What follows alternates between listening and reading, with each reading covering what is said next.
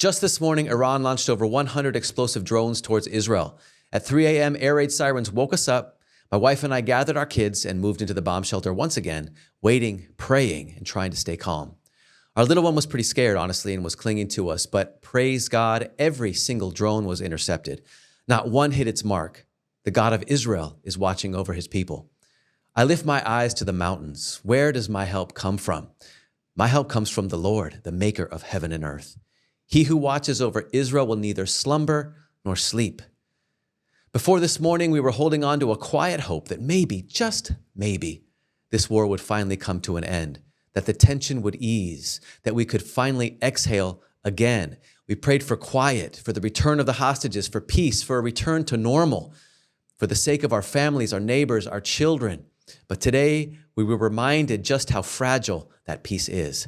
The skies lit up once again with threats. Evil made its move, but God held the line. He's the one who kept the drones from reaching their target. He is the one who guarded us while we waited in the dark. And tomorrow? Well, tomorrow we choose to keep trusting, not because we know what's coming, but because we know who holds the future. We don't walk into the unknown alone.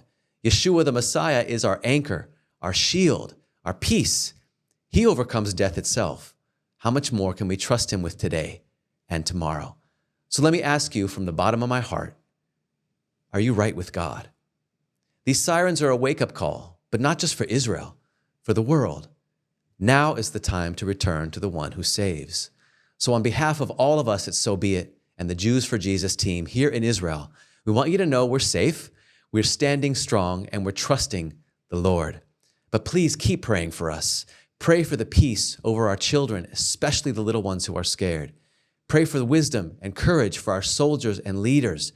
Pray for open hearts across Israel to see Yeshua in the midst of this shaking. Pray for the boldness and love as we continue sharing the good news. And before this morning, we were hoping for peace. Today, we're reminded of the battle. Tomorrow, we walk forward with trust.